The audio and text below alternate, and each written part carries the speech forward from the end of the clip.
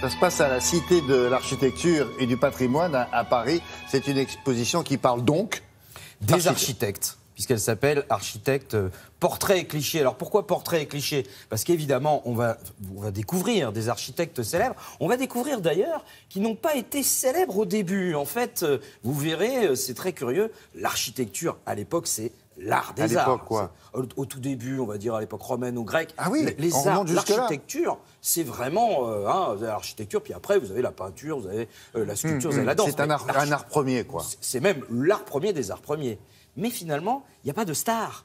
C'est-à-dire qu'il faut attendre, vous allez voir dans l'exposition, beaucoup plus tard pour commencer à avoir des noms de ce qu'ils appellent les starchitectes. Alors les starchitectes, aujourd'hui on en a plein, je vous dis Nouvelle, Porzampar, etc. On a plein de gens dont on connaît le nom, peut-être même plus que les œuvres. Qui est-ce qui a construit le Forum romain à Rome? Où est-ce qu'il est, ou même une pyramide de Toutankhamon. Où est-ce qu'il est le nom du gars qui a fait... Alors là, peut-être lui, on le connaît. Non, justement, vous allez voir, c'est ça qui est étonnant. Le pote à Ramsès. Le pote à Ramsès, à la limite, c'est numéro bis, c'est Jamel dans Obélix. Non, mais c'est vrai, c'est-à-dire qu'en fait, il n'y a pas vraiment de culte de la personnalité pour ces vieux architectes-là. Et puis aussi, vous allez découvrir un certain nombre de clichés sur leur métier, un certain nombre d'expressions. Tiens, par exemple, est-ce que vous savez d'où vient l'expression « être charrette » ? Non. Eh bien, démonstration dans le sujet.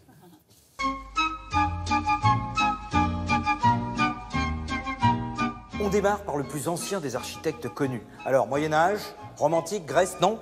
On va en Égypte. Alors, le problème des architectes égyptiens, c'est qu'ils bâtissent en briques. Et donc, la brique, évidemment, c'est friable, on n'a pas de traces. Les seules constructions en pierre, c'était les mausolées. Donc ici, vous avez Imhotep, qui a fabriqué une pyramide à degrés pour le roi Djéser, et c'est pour ça qu'il a eu droit à sa petite statue. Voilà. Toute petite statue, hein, mais pour un très grand architecte, hein, avec un grand statut. Hein. Petite statue pour un grand statut. Voilà.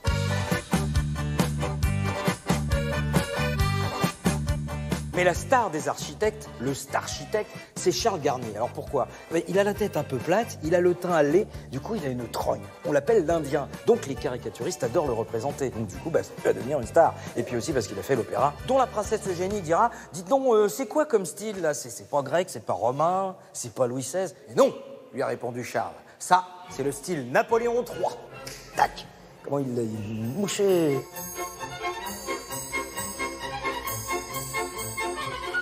Et puis, bien entendu, on va démonter un certain nombre de clichés. On explique, par exemple, pourquoi les architectes ont souvent un nœud papillon. Jamais de cravate, parce que la cravate, elle peut tomber dans le pot à encre et donc se tacher. Et alors, pourquoi la veste avec autant de poches, etc. Tout simplement parce que c'est un artisan, il a besoin de bosser, il a des papiers, il a des stylos, voilà. C'est tout, c'est pratique. C'est pas pour s'en mettre plein les poches. Et puis, ici, il y a la pipe de Le Corbusier. Alors, pourquoi? Je sais pas. En tout cas, une chose est sûre, c'est que Le Corbusier, il l'a cassé, cette pipe. Hein.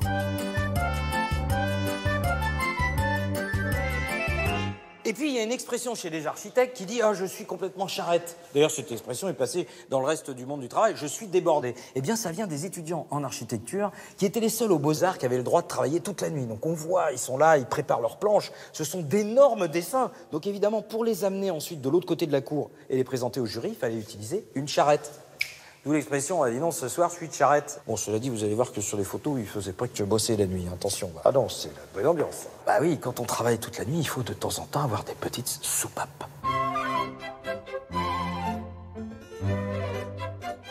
Et pour terminer, la table de l'architecte. Inventée par l'hygiéniste Tronchin, médecin personnel de Voltaire, c'est une table avec un plan incliné qui évite de coincer son gros bide pendant des heures derrière une table, parce qu'on peut travailler debout, hein, comme ça, et puis surtout de se faire mal au dos, voilà. Et là, vous pouvez faire vos plans, vous bougez la règle, etc.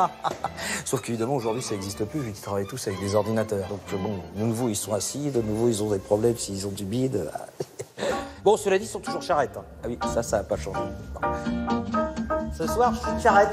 Quand vous entendez donc un architecte dire « je suis charrette », ça veut dire tout simplement qu'il a du boulot, quoi. Ça veut dire qu'il a énormément de boulot. Dans la pub, on dit ça aussi. Dans la pub, on dit ça. Dans les métiers d'art, on dit ça. En fait, dans tous les métiers où, au départ, vous avez quand même une planche.